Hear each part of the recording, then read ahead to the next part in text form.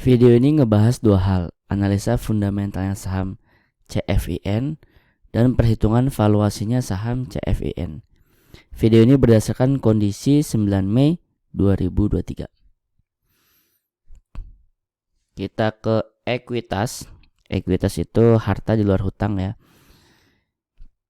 Q1 2023, kuartal 1 2023, saham CEFIN itu di 5,2 triliun. Tahun sebelumnya 4,8 T, sebelumnya 4,7 T, sebelumnya 4,7 T, sebelumnya 4,4 T. Jadi dari segi ekuitas Q1 2023, CEFIN ini ekuitas terbesar selama 5 tahun terakhir. Sekarang kita ke laba. Laba Q1 2023 105 miliar. Tahun sebelumnya 1,5 miliar, sebelumnya 40 miliar, sebelumnya 93 miliar, sebelumnya 159 miliar. Jadi laba sebesar 105 miliar di Q1 2023 CEFIN ini adalah tidak yang paling terbesar selama 5 tahun terakhir. Karena paling besar selama 5 tahun terakhir itu dipegang di 2019. Tapi kalau dari jangka pendek dibandingin 2022, dia naiknya 6.527%. Jadi bisa disimpulkan fundamentalnya kalau pakai jarak pendek dari jarak dibandingin tahun lalu, maka CEFIN ini fundamentalnya mewah. Karena labanya meningkat 6.527% dari tahun lalu dan ekuitasnya meningkat 8%. Jadi kalau dari setahunan mainnya ngelihat ke setahun belakang, CEFIN ini fundamentalnya mewah. Ya, kalau secara 5 tahunan untuk labanya tidak terlalu tertinggi, nomor 2 lah. Ya, jadi relatif mewah ya, fundamentalnya CEFIN relatif mewah, relatif bagus. Mumpung Anda masih nonton video ini, saya minta like dan subscribe-nya ya. Sambil Anda nge-like dan nge-subscribe, buat yang mau sahamnya dianalisa juga ya komen aja ya. Misalkan LSIP, PBID, TOTL atau saham Anda yang lainnya. Komen aja kalau mau dianalisa.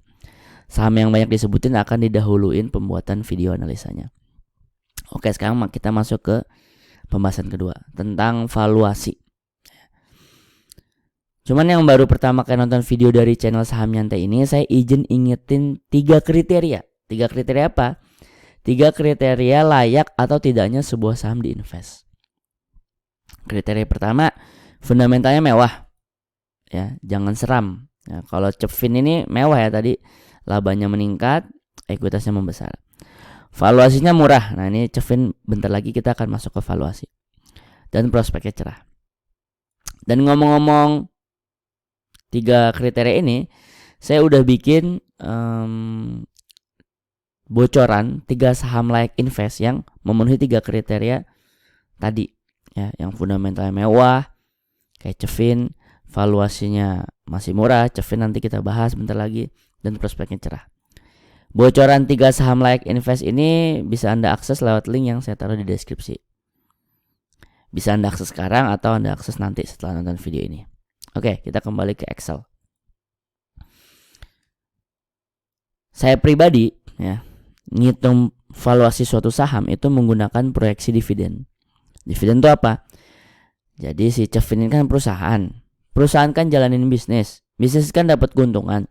Nah, keuntungannya ini dibagiin nggak ke para investornya, ke para pemegang sahamnya, atau nggak dibagiin, atau cuman masuk uang kas perusahaan sendiri. Nah, kita lihat studi case-nya. 2019 dia punya keuntungan Rp20 per lembar saham. Yang dibagiin ke investor 0. Sehingga disebutlah dia bagiin 0% ke para investornya. 0% disebut DPR. Jadi ngomongin dividen, simple yang ngomongin DPR. 2019 DPR-nya 0%, 2020 DPR-nya 0%, 2021 DPR-nya 0%, 2022 DPR-nya 0%. 2023 ya, keuntungan 2023 yang nanti akan dibagi di 2024. Mari kita tebak DPR-nya berapa kira-kira. Saya akan nulis 0 ya. Dari mana 0? Ya lihat aja sekitar 4 tahun terakhir ini 2022 belum full dipastikan 0 ya. Tapi kalau ngeliat dari 2019 sampai 2021 di mana sebenarnya dia punya laba, tapi dia tetap bagiin DPR-nya 0 gitu. Jadi saya akan nulis kalau saya disuruh mengasumsikan, disuruh memproyeksikan DPR untuk keuntungan 2023 ya 0%. Kalau DPR 0%, saya nggak bisa ngitung murah, wajar, dan mahal. Kenapa? Karena keilmuan saya, jurus saya, keahlian saya, fokusnya saya itu ngitung valuasi berdasarkan proyeksi dividen, berdasarkan proyeksi laba perusahaan yang akhirnya dibagiin. Nah ini DPR-nya 0, bagiinnya 0%. Jadi saya gimana cara dapat nilai valuasinya? Ya, Anda bisa dengarkan video saya, tonton video saya yang lebih detail. Kenapa saya nggak bisa ngitung, dan saya juga nggak mau ngitung. Jadi saya nggak bisa, dan saya nggak mau ngitung saham yang DPR-nya 0 seperti ini. Anda bisa cari video saya yang analisa MLIA ya. Search aja di YouTube saham nyantai spasi MLIA. MLIA tuh saham keramik kalau nggak salah. Dia juga sama, labanya meningkat, ekuitasnya membesar, tapi DPR-nya 0 mulu, 0%. Dan di situ saya jelaskan kenapa gitu, kenapa saya nggak bisa nilai dan kenapa saya nggak mau, dan apalagi sampai masuk ke saham seperti itu ya. Nah tapi mungkin Anda nanya gini, oke deh Min, katakanlah 0%, tapi mungkin aja dong keuntungan 2023 nanti ternyata dia bagiin dividen, ternyata dia DPR-nya enggak 0%. Oke, pertanyaan itu saya akan jawab mungkin aja. Oke Min, seandainya dia bagiin Min, itu berarti Mimin bisa ngitung dong harga murah, wajar, mahalnya. Oke, kalau misalnya dia bagiin, dengan asumsi dia bagiin, saya bisa ngitung ya. Jadi mulai detik ini sampai nanti video ini selesai, perhitungannya berdasarkan jikalau dia ngebagiin. Oke. Nah, kalau misalnya perusahaan bagiin dividen ya, defaultnya ya, normalnya ya, biasanya itu di angka DPR-nya 50%. Jadi misalkan dia punya keuntungan 100, DPR-nya 50%, berarti 50 yang dibagiin ke para investornya. Jadi kita pakai angka itu ya, 50%. DPR-nya udah nih, kita pakai asumsi 50%. Tiba-tiba misalnya si Kevin ini jadi orang baik gitu ya. Nah sekarang kita mikirin proyeksi laba. Ya ini kan tadi proyeksi DPR-nya, proyeksi persenan bagi-baginya. Sekarang proyeksi labanya. Oke. Q1 ke Q4 di 2023 berapa nih?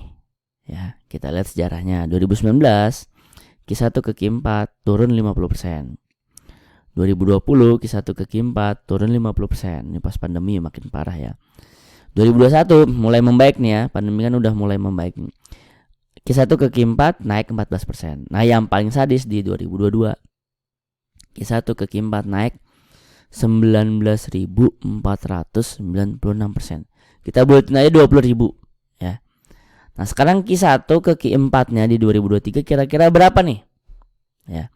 Kalau saya pakai yang pas pandemi atau sebelum pandemi kayaknya kurang layak ya. Atau bahkan kalau saya pakai di 2021 Q1 ke Q4 yang 14%, menurut saya juga kurang layak. Tapi kalau saya pakai proyeksi sebesar 20.000% juga, saya nggak tahu itu akan terjadi juga nggak di 2023 ini. Ya. Jadi saya pakai 1% aja.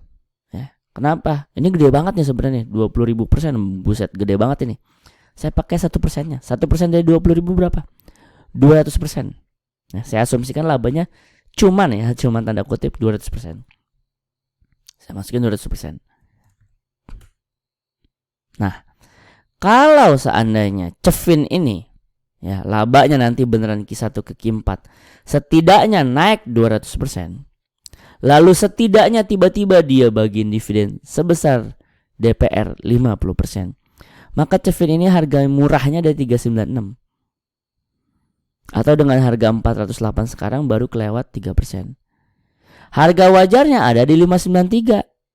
Jadi 408 menuju 593 masih ada gap, masih ada potensi sebesar 45%. Kemahalnya 791 ada potensi naik 94%. Tapi lagi-lagi ya, lagi-lagi analisa ini berdasarkan kalau Cevin bagiin dividen di 2024, bagiin keuntungan sepanjang 2023. Kalau nggak bagiin keuntungan, ya perhitungannya nggak kayak gini. Oke, analisa detailnya kenapa bisa Anda cari video saya yang MLIA itu ya. Oke, sekarang saya udah di ujung video.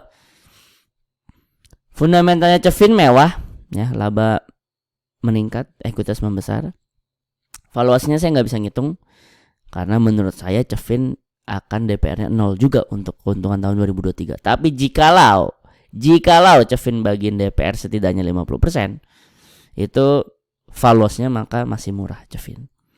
Dan prospeknya menurut saya cerah karena selama tidak ada pandemi lanjutan, ya saham-saham perbankan yang minjemin uang gitu bang, ya aman-aman aja gitu ya.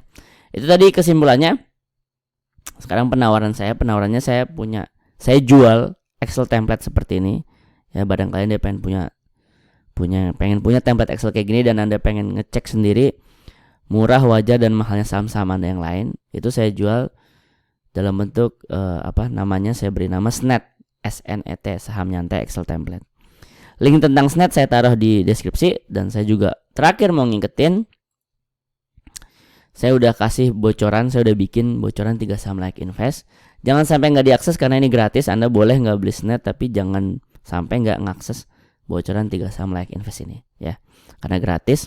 Linknya juga saya taruh di deskripsi. Link SNET saya taruh di deskripsi. Link bocoran akses 3 saham Like Invest juga saya taruh di deskripsi. Jangan lupa like, jangan lupa subscribe. Kalau ada yang mau dianalisa saham tertentu, komen aja. Tulis kode sahamnya di komen. Kurang lebihnya mohon maaf. Assalamualaikum warahmatullahi wabarakatuh.